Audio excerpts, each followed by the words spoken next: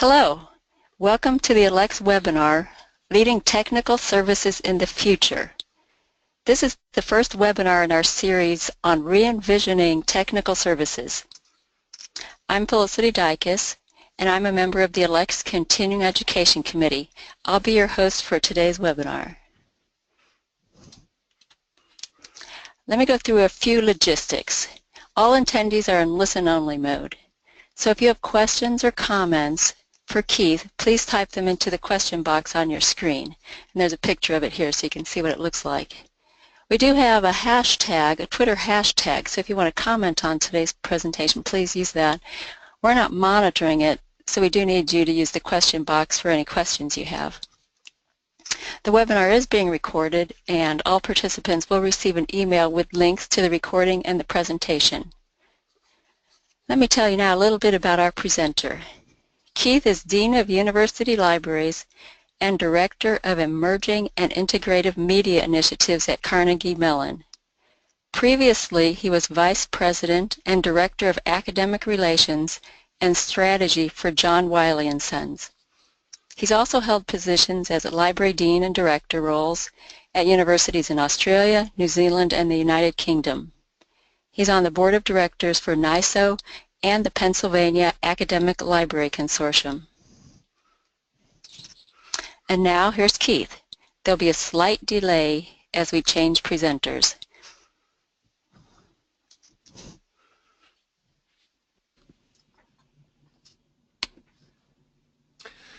Thank you, Felicity, and good afternoon, everyone. It's a pleasure to be part of this series of webinars offered by Alex. This is the view from outside my office window, one that was taken in the middle of summer. Just now it's threatening to snow. It feels a bit like a Scottish summer's day outside. It's great to see so many participants in this webinar from across the United States and Canada, and indeed from as far afield as Australia and Hong Kong. I do want to begin with a caveat that I'm not an expert by any means in technical services, although I did begin my career in libraries as a cataloger. But I do hope that through my experience in a number of different countries, in libraries, in publishing, and in government policy roles, that I can bring a variety of perspectives to the broad theme of where technical services are going. What I really want to do today is offer a snapshot of what I see as I think about the role of libraries in universities and research organizations, in the hope that I might stimulate some thinking about how places are evolving and how technical services will play an important part in your libraries. When I started library school, which is more years ago than I care to remember, the article that I reference on the current slide was published. This notion, thinking ahead, slightly tongue-in-cheek, that technical services at the turn of the century we would reflect back upon being a very staff-intensive, labour-intensive part of libraries in the 20th century, which had been put out of business by technology.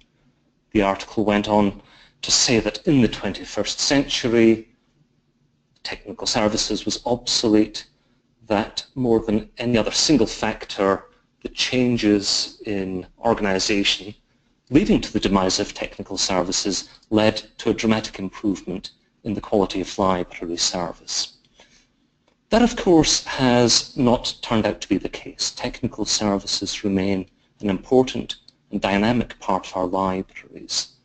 But it's important, as people question the role of the library writ large, to assure ourselves that technical services is doing the right thing at the right time for the right purpose. So hold the Norman Stevens quotes in mind as I think about how libraries have evolved since the 1980s. When I started my career, libraries really were concentric, collection-centric parts of universities, big buildings full of print collections. We were often at the heart of campus, providing equal access to faculty and students from around the institution. If we fast forward into the early 1990s, we saw that technology became an important part of our service delivery. We started to become much more client-focused as we helped people get to grips with some of the early innovations such as CD-ROM databases. As digital collections became the norm, we saw an important thing happening, and that was that libraries became much more a center of educational experience. People came to our buildings to work with each other, to continue, as they had done for many generations, to work on their own, but really to begin to use libraries in different ways. And we started to design and reimagine our spaces to offer a variety of environments for different learning activities. Over the past few years, we've seen libraries put in place facilities that allow students and faculty to connect with their peers from other institutions, either locally or internationally. And today's current trend, the sense that libraries have become the home to makerspaces, collaboration facilities, fabrication facilities. Some people challenge whether the library is the right home for the makerspace. We have invested heavily in that here at Carnegie Mellon, and we do see that students recognize that the library remains true to its original role, a serious place for serious study, but that serious study is not just about working with information, but about expressing new knowledge by creating tangible and digital objects, just as earlier generations created new knowledge by writing words on paper. So all of that points to a natural and bright evolution for libraries. But there are a few things happening around us that we certainly need to be aware of. Our libraries are busier than ever. The foot traffic through our doors here at Carnegie Mellon has more than doubled over the past decade, at a time when our student population has remained fairly constant. But what we observe is that students are crowding our libraries without necessarily using libraries in the way that we tend to think of them being used. They're not working with our print collections, they are not asking our reference librarians questions in the same way that was normal 15, 20 years ago. At the same time, the success of digital content delivery, which is one of the great evolutions that we've seen over the last 20 years, means that many researchers no longer come through our doors. If you take a random gathering of science or engineering faculty, they will tend to have to think back more than 10 years since they last entered the library. They're very happy with what we're doing, the ability to access content wherever and whenever they need to access content, rather than when the library happens to be open. But that perhaps points to a warning sign. Peter Murray Rust, one of the great thinkers in open access, spoke at a JISC event a few years ago. He's a senior academic, and he gave a very provocative address summarized as "libraries are being bypassed." And he was responding to some broad observations that we've seen over the past 10 or more years, that researchers are quite happy that in the world of digital information they can do their own thing, they don't need the support of librarians. Librarians regret the growing loss of connection with the research community.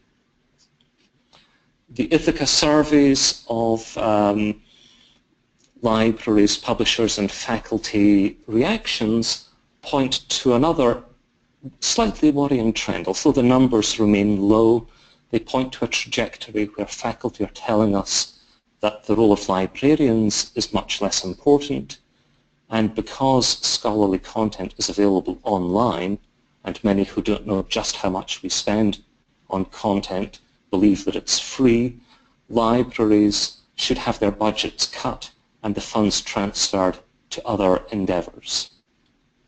So something very much to be alert to and concerned about, and I will come back to this theme at the end of the presentation.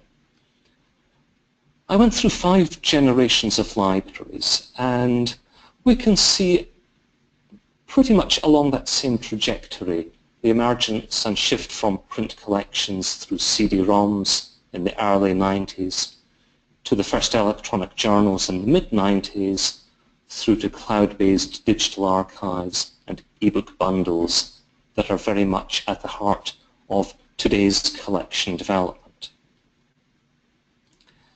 That, I think, has been a tremendous progress in the volume and range of information that we make available to our campus communities.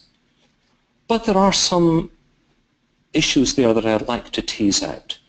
In many ways, each of those evolutionary steps is additive. We are not substituting automatically one new format of content for an earlier one. And in many libraries, whilst almost all journal content is available online, we retain large amounts of library-based storage for print collections. And I do wonder about the opportunity cost there on campus, where libraries occupy prime real estate. We see the huge demand from students for study facilities, and we retain large amounts of increasingly unused collections. Another theme here is the way in which we've added many valuable new services, digital scholarship labs, for example, but often we've assumed new activities without discontinuing other things, and it perhaps leads to overload inside our libraries and perhaps has an impact on our agility. Not true everywhere, of course, but an important theme to think about as you reflect upon your local situation. So let me begin to tease this out a little bit by thinking about some of the trends and issues that I see in the research space. Firstly, some quick overviews of the hot topics that I hear about when I connect with researchers on campus. Open science is certainly making a big impact. Many researchers today truly believe in conducting their research in an open environment. Many of the knowledge tools that they use to manage their information activities are web-based, often provided from outside the university, and I will certainly come back to that theme quite strongly in a few moments.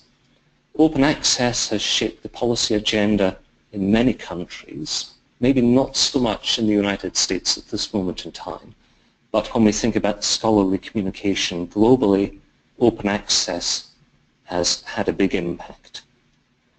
And although we're now almost 10 years forward from the global economic crisis, nevertheless many of the repercussions for library budgets remain very true. Many institutions had to cut spending immediately in response to that downturn, and many institutions I know have not really restored library budgets to where they were back in 2007, 2008. And that is something that has had an impact not just on the institution, the university, but also on publishers. I don't want to be too bleeding-hearted about this, but it's fair to observe that many commercial publishers are very much driven by the demands from their shareholders or from venture capitalists for return on their investment. And companies repeatedly are presenting their results to their shareholders and talking about their annual growth. That means that the publishers are feeling squeezed just as we are. They get pressure from us in libraries asking for cuts in the cost of our subscriptions or the ability to grow the amount of content we acquire for no additional spend. And at the same time, they are facing pressure from investors who are looking for continued earnings per share growth. And whilst I'm sure we're not going to be overly sympathetic, we need to be aware of the pressures that publishers feel and perhaps some of the cost savings that they may have to put in place over the next few years to balance their books. If there's one message that I think people should take away from this webinar, it is captured in the next few slides. In the print world, researchers built their workflows around the library. The new content they required to keep up to date, or the record of scientific progress that they accessed as they set about a research study, were contained in our buildings, and the researchers came and worked pretty much in our terms. Today, researchers build their workflows outside the library, and it's incumbent on us, and I very much look to technical services colleagues in this arena, to position our services, our collections, and our expertise to fit the scholar's workflow when it is taking place outside the library. And there is an important message here also. I mentioned earlier that for many scientists, they haven't been through our doors in many years. How do we know about and understand their workflows when we're inside the library and they are not? Again, the response to that is very much conditioned by your institutional context, but it's an important point.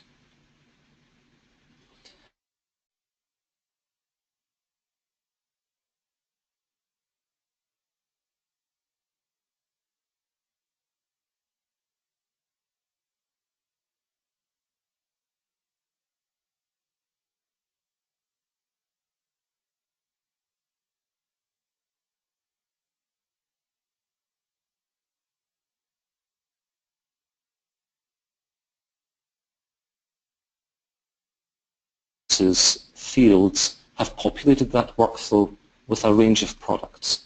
Our friends at Digital Science have built and acquired a number of companies whose portfolio of services populate that workflow. Our friends at Elsevier have done similar things, again with a growing array of services and products. What about the library? How are we building services to populate that workflow, to go beyond an offering that is focused on collections of publications to ones that really surface the entire researcher workflow? I don't offer this as an example of great practice, but at Carnegie Mellon over the last couple of years, we have been implementing a range of services from the university libraries directly to reach out to the research community.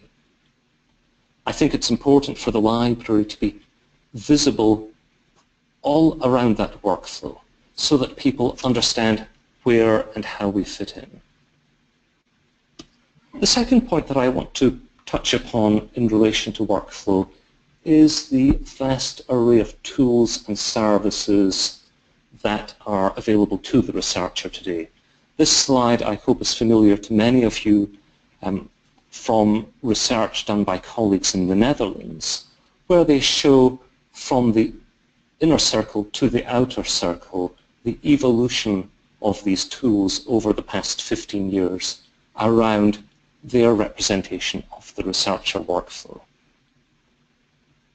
Amongst the many messages we can derive from this characterization is the notion of the institutional relationship with the researcher workflow. Here we see a fairly traditional model. Somebody begins their discovery by conducting a search on Web of Science, they analyze their data on SPSS, they publish in Nature, and so on. That, to us in libraries, is a fairly comfortable and familiar array of tools. Many of those are things that we license. We understand how they are intended to be used. We have a good sense of who is making use of them and how we fit in. For many in our research communities, however, they have moved to the open environment where they are downloading or signing up for tools offered on the open web. And these are things that they use independent of any configuration that we might offer or any advice that we might offer. Frankly, by and large, we don't know who is using what or how our offering of content or other services fits into their workflow. I think it's really important, thinking about our colleagues in technical services, that they have a very close conversation on a continuing basis with their liaison librarian colleagues who are more closely connected with the research community to understand the trends in different disciplines, the behaviours on campus, so that our services perhaps can get better coverage. The next theme that I want to tease out a little bit is the notion of researchers and scholarly communication. We've seen an explosion of scientific output over the last 35 years, part of it driven by the growth of research in countries like China, part of it driven by the growth in scientific activity.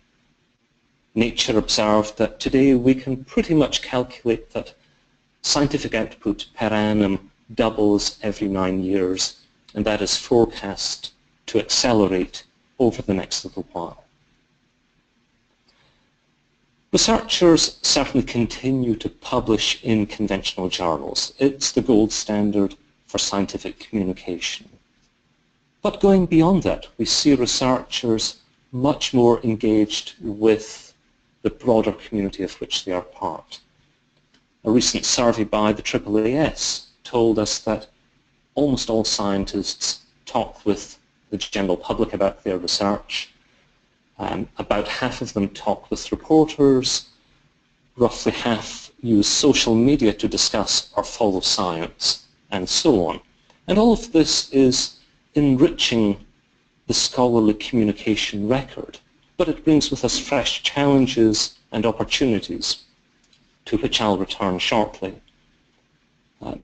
Researchers certainly have observed that when they use social media, their papers are more widely accessed and arguably receive wider citation counts. There was a study published a couple of weeks ago showing that the number of times a paper is stored in Mendeley offers an early indicator of the impact of an academic article. And that's important for the researcher because the traditional citations attracted by an article might take a couple of years truly to be evident. Mendeley counts can clock up quite quickly. Here we have implemented the institutional version of altmetric, which I know many of our researchers are using to track the reception of their research in the general media and by the scholarly community through social media channels. Another observation that I would make simply as a data point is the growth in the number of papers with vast numbers of authors. If you look at the bottom line on my screen, a light blue, we see the number of papers with more than 1,000 authors and how that has turned up greatly over the last few years, largely driven by the massive physics research consortia.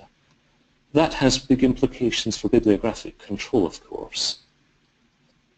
Another trend that we hear a lot about, certainly on our campus, is the importance of scientific reproducibility. Just today in the Guardian newspaper there was an extended essay on the impact of automatic recalculation or recomputation of findings in research articles. Essentially, people are downloading articles, rerunning results based on the associated data sets, and very quickly alerting the research community to any suggestions of computational error or even scientific fraud. We've seen evolutions in publishing models in recent years through services like eLife and PeerJ. And of course, much of that also is driven by the next theme that I want to refer to, that of open access.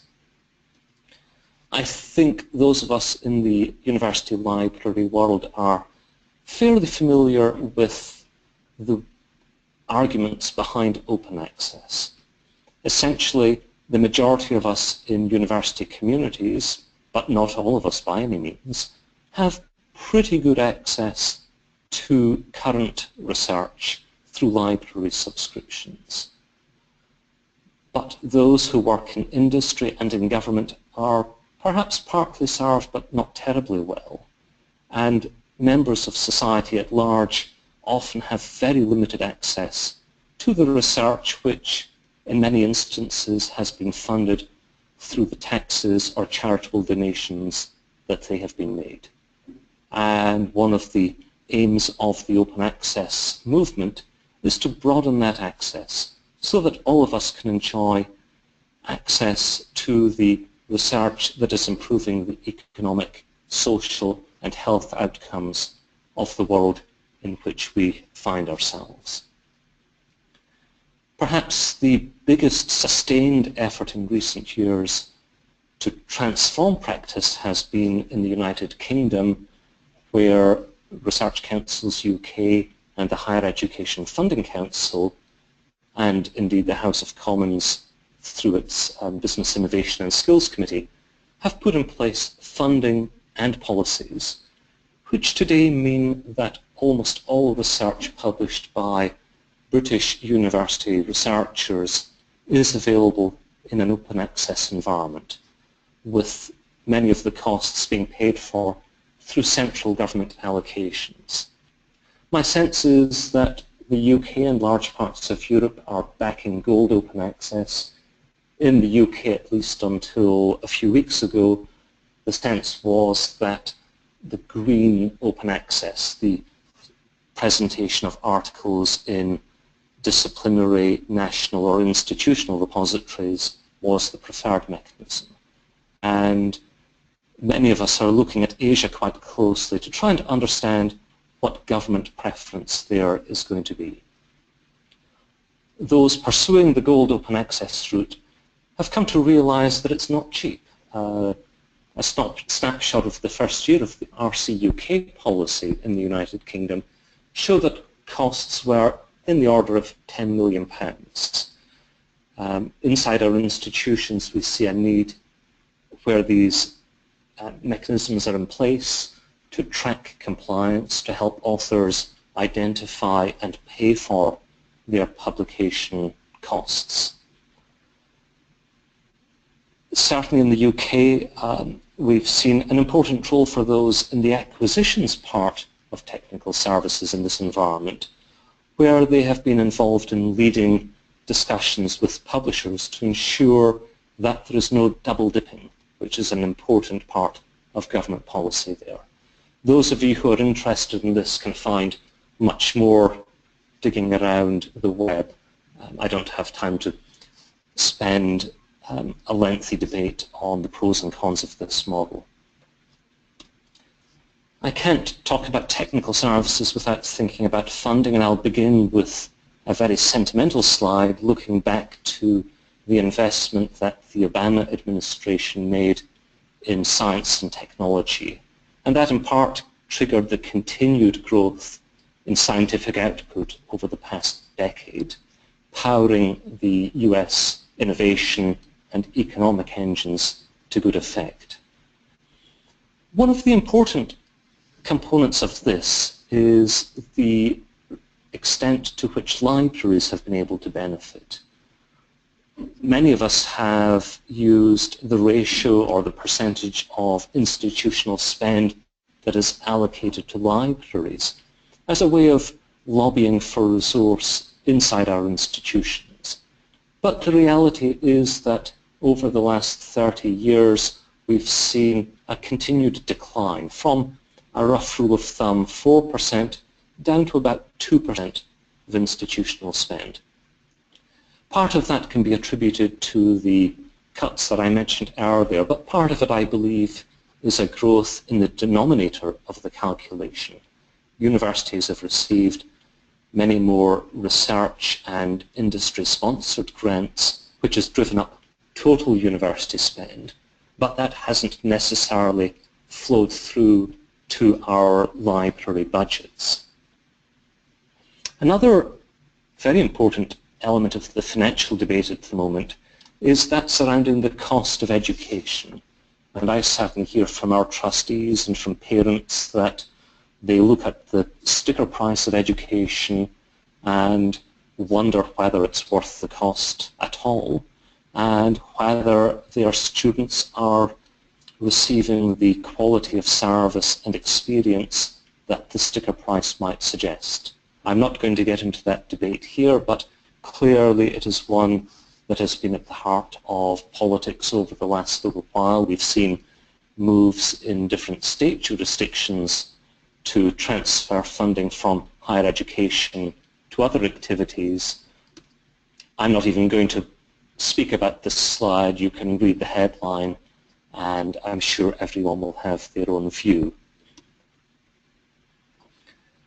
What I would say, just to wrap up the funding element though, is that that continued investment in science around the world is helping publishers to sustain some of their financial models. They see continued increase in the number of articles being submitted for publication. I think roughly big publishers see about 10% additional articles being submitted for review by authors every year. And that is an important part of the publisher's argument for the continued price increases that we see every year. The growth of research in Asia and hopefully continuing in the United States will also underpin that STM publishing market. If you wonder why I'm feeling so bullish about that, look at the recommendations from stockbrokers. They have continued in recent years to observe that commercial publishers like Elsevier and Wiley will continue to outperform expectations. Their share price and earnings per share will continue to grow, and they are considered to be an important part of an investor's portfolio. So where are we going with all of this? A few themes, a few trends. What might this mean for our libraries? There have been lots of reviews and studies in recent years. I'm sure your reading piles have seen many of these reports and others like them, these talking about the future of libraries, these talking about the future of librarians and their roles. I've written a number of articles. People like David Lewis similarly have written about where academic libraries are going. And my broad sense is that we will see the continued shift towards digital collections and acceptance that lesser used materials can be relocated out of our libraries to allow the redevelopment of spaces to meet learning needs, and that librarians will become much more closely connected with the communities of which they are part. So what about technical services in all of this? As we think about technical services, this is a great definition still, 60, 70 years later. It's about the acquisition, recording, and preserving of materials. Maybe we change materials to information content, but the definition works for me.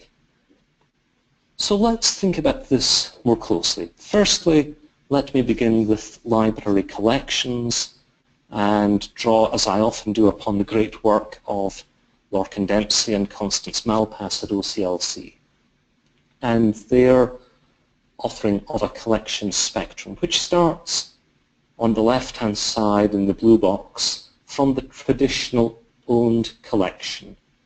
And that was the world in which the library's collection was what was purchased from booksellers and journal publishers and preserved and made available from the library's shelves.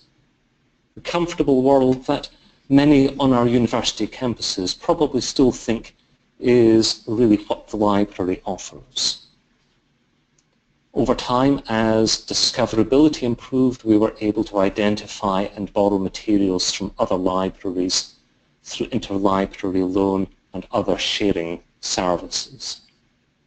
From the late 90s, of course, the licensed library collection became common on our campuses and remains a very important part of our portfolio of collections today. In some jurisdictions, shared print collections have become a great way of trying to limit the amount of real estate that lesser used materials consume. And we see a growing focus on demand-driven collections, patron-driven acquisition, and other services, leading us towards the world in which the information collection that is made available to our university communities is one where we really facilitate access. We draw upon all of the intermediate opportunities, the licensed resources, the locally owned materials, but we also draw upon services like Google Scholar, the Hathi Trust, Google Books, and others. And the role of librarians becomes one that is much more focused on creating guides to help people navigate the information landscape of their discipline. I think one of the big challenges for the future is how we help people discover the most relevant content where the vast amount of information is almost impenetrable without expert pathfinders. And I think that is a tremendously important role for technical services librarians to be part of. Another OCLC model is the collections grid. Essentially, as general collections become more common because of the big deal bundles of journals, the distinction of our collections, what makes us unique and special inside our institutions, comes from the special collections that are in our libraries. But as a dean, certainly I want to understand the impact of our special collections. I've certainly been aware of many libraries where they have tremendous collections, but nobody knows about them, nobody is able to discover or access them. And the importance of digitizing those where possible, describing them, and making them discoverable is tremendously important. That curation of content is what helps to showcase the impact of our libraries inside our institutions and in the broader scholarly world. But those same skills that we apply to curating our special collections can apply also to the scholarly record. Again, another OCLC model. They're doing some tremendous work in this space, that of the evolving scholarly record. And the broad summary that I offer here is traditionally university libraries focus their collecting and dissemination efforts on the blue box in the middle, the research outcomes. We purchased and made available the scholarly record as it was reported in the journal and monograph literature. The open science world that I mentioned earlier, however, broadens the reach. Many of the processes of research, the community discussions and sharing of protocols arising from the research method stage, the sharing of data during the evidence gathering stage, and the community discussion of research findings is happening in real time.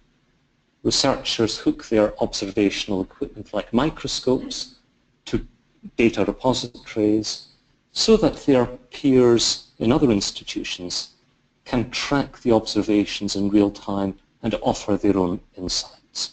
All of that is amenable to curation and preservation.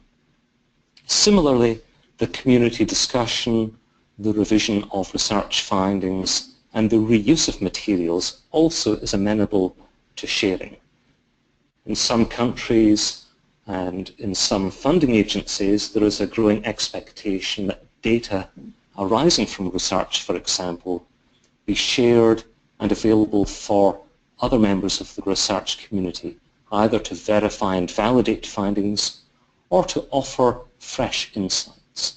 As an example, many more findings in the field of astronomy have emerged from secondary reuse of data from the Hubble telescope than from the primary use of that data.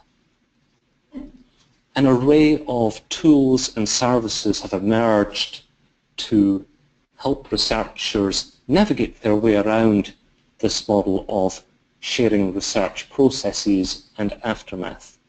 And I see an opportunity for technical services colleagues to be part of keeping on top of what publishers are offering in this landscape and offering guidance to librarians who might be more immediately connected with researchers.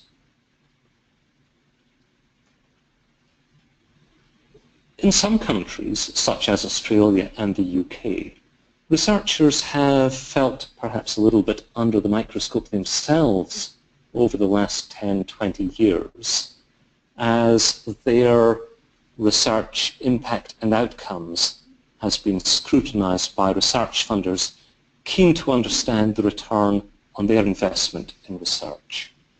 Much of that is grounded in citation analysis, which has for many years been an important part of technical services work. We've used citation counts, for example, to track the use of materials in our library collections to understand what our local researchers are citing, but also to understand which journals deserve continued subscription and which ones might not. Less so today in the era of the big deal of journals, but nevertheless, technical services librarians for a long time have had expertise in citation analyses. And these are often at the heart of the research assessment mechanisms, such as the ones that I illustrate from around the world. What we've seen in Australia is the use of bibliometric tools for citation and analysis, and similarly in the UK, where citation counts have been supplemented by impact statements, all of which require expertise in understanding and interpretation inside institutions. So take that lens of technical services librarians and their knowledge of how citation analysis can be performed and their knowledge of the tools, and think about how we might present that to our campus communities. A LibGuide by my colleague Matt Marsteller here at CMU, for example, building upon some of these thoughts. We've seen universities developing training courses both for other librarians and for their local communities. And as we think about the array of services that represent that tracking and showcasing of research output and impact, many of those require library stewardship, whether it's the research identifiers from services like ORCID and Research ID, or the tools that help us track publications and their citations, such as Web of Science and Scopus, or the disciplinary or institutional repositories, or the analytics tools like SciVal and Insights. For many in the technical services environment, these are great opportunities to build new services that truly deliver value to the parent institution. What about data analysis? And here I'm thinking about something as elegant, exciting, and glamorous as a counter report. Data from reports like Counter, but also from our assessment of trends in acquisitions, interlibrary loans, circulation, bring us early warning signs on the need to invest or perhaps to divest funding that is spent on particular disciplines. Help us identify new courses, tracking new faculty hires, and so on. And often in some institutions it can be an early warning sign to the university at large about a growing interest in particular disciplines that might require institutional infrastructure. So I think we can make much more of the library analytics and data assessment and relate that to our wider institution. And finally, thinking about service initiatives. Technical services librarians truly have been at the forefront of many of the service innovations and improvements of the last 20 years. They have been the ones who have pushed the adaptation of next generation catalogues, electronic collections, argued for the importance of digitizing local collections. And there are certainly themes on the horizon today that require continued engagement and provide ongoing opportunity for innovation. Things like e-book approval plans, the development of enhanced metadata for image descriptions, sorting at discovery. How do we help a student or a researcher find the right information irrespective of which container it is in or who has indexed it? And I think many in the university community would love somebody somewhere to solve ebooks in terms of their usability and accessibility. Many researchers would love to be able to take a research monograph and move it onto their Kindle or equivalent e-reader device. We know that a lot of the barriers that stand in the way are to do with licensing terms provided by publishers, and thinking about how we negotiate there is perhaps an important opportunity for the next couple of years. So as I try to wrap all of this up and put it into place, my broad sense is that we are in a networked world, and a focus purely on local collections will make learning and research incomplete. We don't need just to focus on how we acquire and process and make available the products of scholarship. As I've said already, we need to be part of the scholar's workflow. And we need to be open to understanding new research models, open research, digital humanities, and so on. Understand how they are reshaping researchers' behaviors, their needs and demands, and understand how we deliver the library services into those models. I was trying to think about how to represent all of this, and I kept coming back to a slide from Anne Kenny, which I present here, that there are just so many opportunities here, but we need to have a long, hard look at how libraries view themselves. That we often worry about things that are not going to impact on the bottom line of our institution. If you talk to a president or a provost, they will focus on what makes the university competitive, recruiting the best students, attracting the best research grants. How do the things we are concerned about impact on those broad headlines? And can we please identify things that we can stop doing so that we can invest our talents in the activities and services that truly make a difference to our institutions? How sustainable are the costs of local cataloguing? I know I'm straying into controversial territory for this audience, but many studies from OCLC, Ithaca and others tell us that the catalogue is rarely the first and often the last place where people turn for information discovery. can we streamline our investment there in some way? I know we've made good progress, but can we do more? Our budgets and our staffing levels continue to be under pressure. So again, that point about what is our university's top goals, how can we impact on those? And how can we demonstrate to our deans of libraries and to our provosts and our finance directors that we have made efficiency gains from the shift from print to digital information? So broadly, what I am arguing for is trying to create an organizational culture that supports and drives innovation.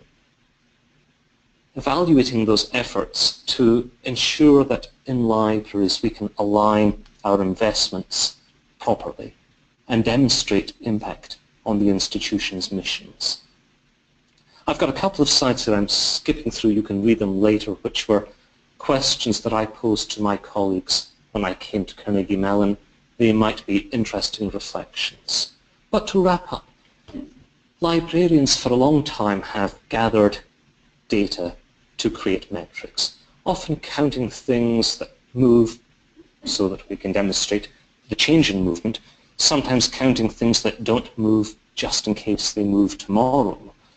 And those have told us important and interesting stories about the evolving use of our libraries.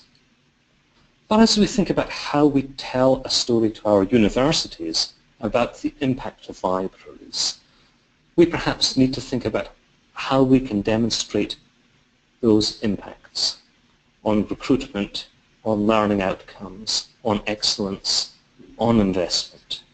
There are many models there to stimulate thinking. This one from the Research Information Network in the UK, where they mapped library behaviours such as strong collections, ultimately through to end benefits such as greater research output, higher quality research, and so on.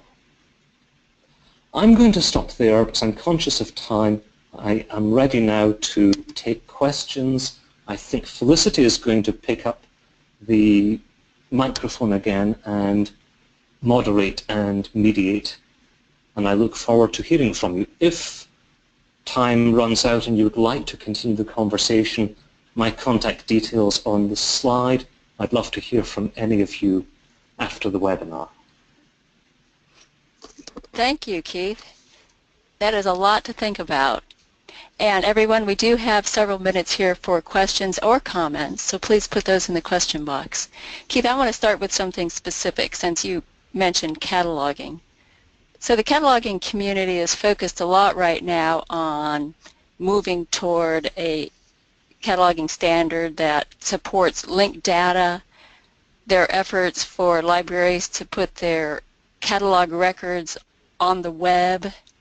So do you think that's moving in the right direction, or based on what you said, should we be focusing on something else?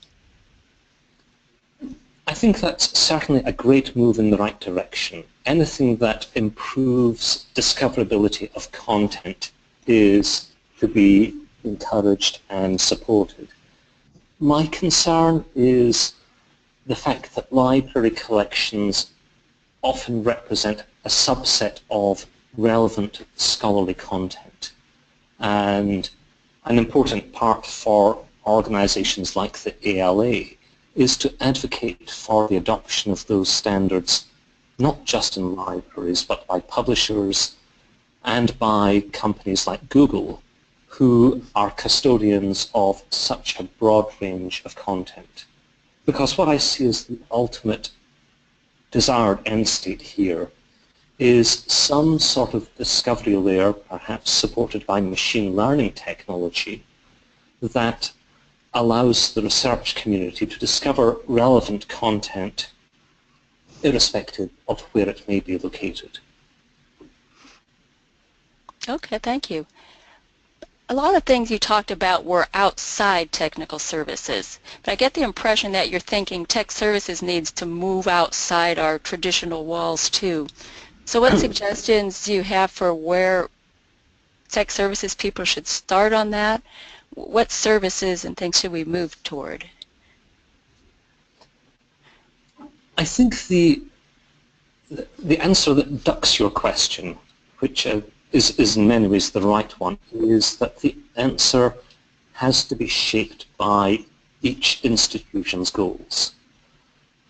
In a research-intensive university like Carnegie Mellon, our focus would be on better supporting the information workflow of the researcher. How can we help a researcher showcase their outputs more effectively so that their research is discovered by potential funders, potential collaborators, and so on. And technical services librarians helping to build the infrastructure that makes that possible, I think, is a tremendously important step. If I was in a small liberal arts college, that probably isn't going to be the right answer. And it may be something about better helping the university to attract great students. For example, by exposing the library's riches in ways that prospective students can identify and find attractive. There was a study some years ago by the Facilities Manager Association that looks at facilities on university campuses. And when they surveyed prospective university students, they found that after the facilities for the major, the library was the most important factor in determining choice. What we can do to demonstrate the library's offer to students, there is a great opportunity for technical services librarians.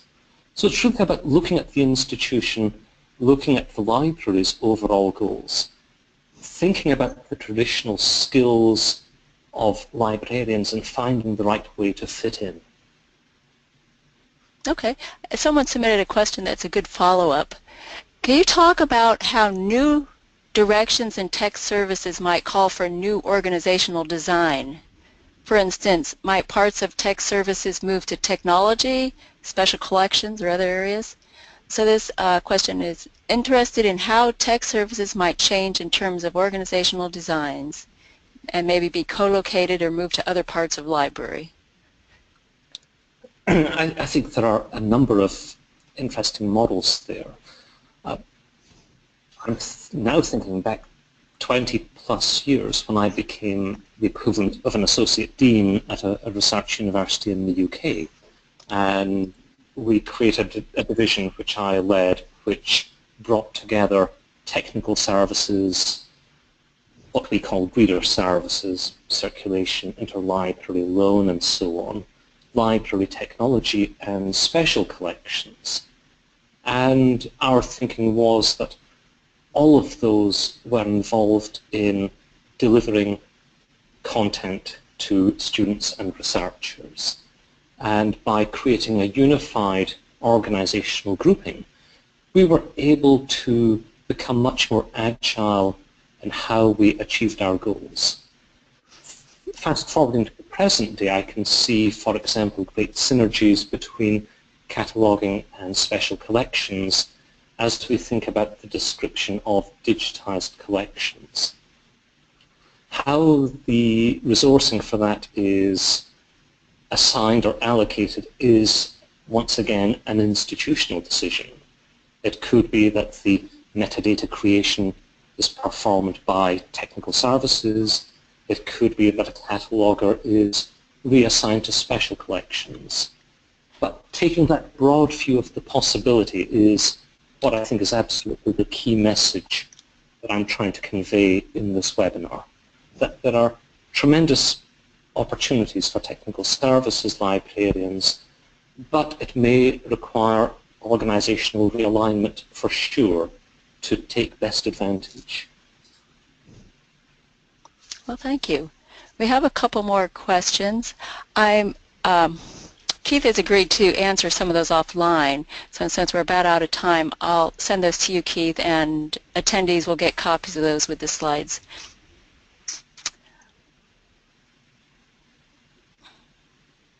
That sounds great. So, let me wrap up here. I want to especially thank you, Keith. This was a great start to our series with this great broad picture. of all the change we're undergoing. Also want to thank other members of the Continuing Education Committee, Joseph Nicholson and Wanda Jazzieri, who helped with the behind-the-scenes tech support. So thank you very much. And Megan Doherty from the Alex office is always a big help. It is she who will be sending out the webinar material to you. So there are 4 more webinars in this series. So they're going to be developing on some of these same ideas and getting into different specifics. Here is a list of those, and they're also on the Alex website. So I hope a lot of you join us for those in the coming months. We have 3 additional webinars this spring on different topics, 2 on Library of Congress subject headings, and then 1 on cataloging, gender, and RDA Rule 9.7. Alex also offers web courses. Those are scheduled throughout the year. So those are like classes where you learn more in depth on these different topics. So a lot of those sell out, so I encourage you to look at those early. And we will likely have more e-forums coming up. Those are 2-day webinar chats. So that concludes our webinar for today. I look forward to seeing you on other webinars.